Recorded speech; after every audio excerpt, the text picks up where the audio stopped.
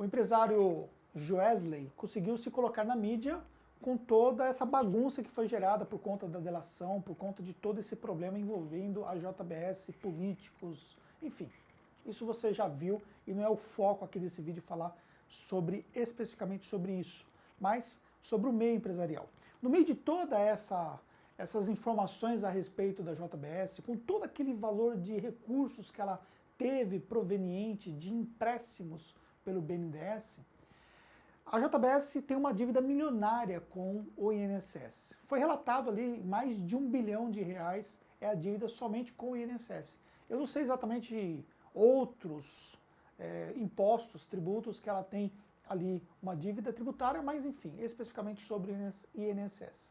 E aí eu fico imaginando, né, você que provavelmente é um pequeno empresário e às vezes pensa na sua situação comparada com a situação de um grande empresário como ele. Se você é um pequeno empresário, você vê que é quase, é muito complexo, vamos dizer assim, que nós pequenos empresários consigamos dever para o fisco hoje. Por que existe essa diferença tão grande entre uma grande empresa e nós pequenos empresários dentro desse processo da dívida tributária?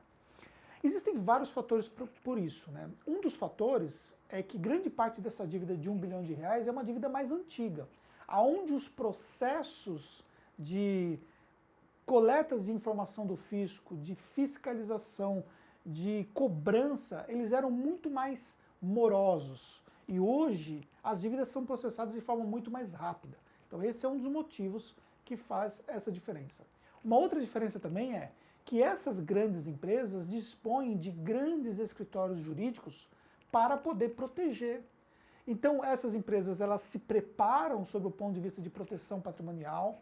Então se você for olhar, por exemplo, eu não conheço a composição societária, né, da JBS, mas existe uma proteção patrimonial que é padrão nessas empresas, onde os sócios eles conseguem utilizar holdings que fazem ali um filtro até que chegue-se até eles, e os bens eles ficam dessa forma protegidos. Então, diferentemente de nós, pequenos empresários, se a gente tem uma dívida tributária, um juiz vai lá e consegue simplesmente ali bloquear os bens automaticamente na conta corrente e simplesmente nós vemos com a situação completamente engessada na nossa operação. Já nessas grandes empresas não.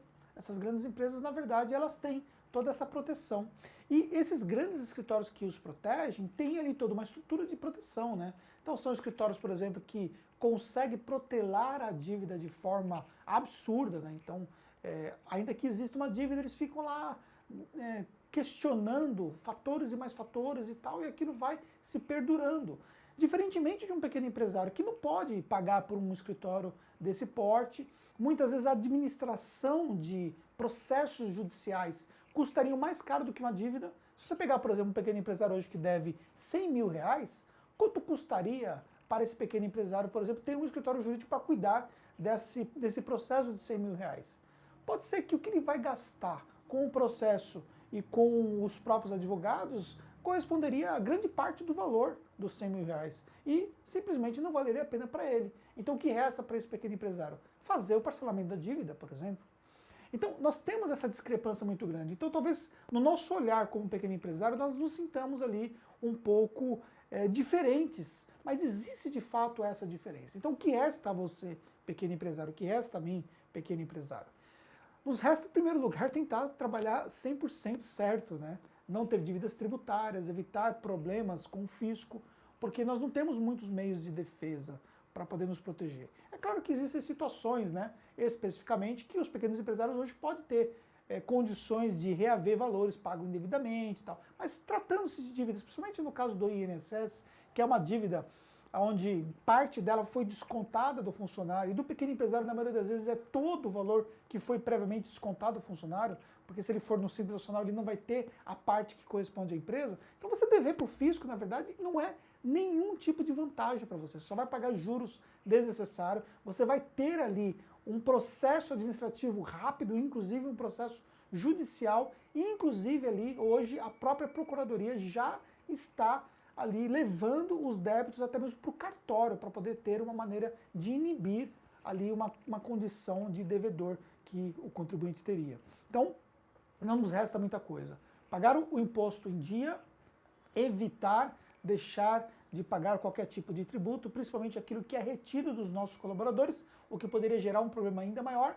E se você tiver um débito tributário, aproveitar que nós vamos ter aí o refis novo, para que você possa então fazer a regularização desses débitos. Faça um parcelamento, aproveite ali as reduções que você vai ter de direito, e aí você mantém a regularidade, faz o recolhimento de forma correta, para que você não tenha problema, tá bom? Bem, voltando a falar sobre a JBS, só nos resta saber o que é que vai acontecer com o nosso país, e aí você vai ter que esperar os próximos capítulos para ver, que eu também estou ansioso para saber. Sucesso e até o próximo vídeo.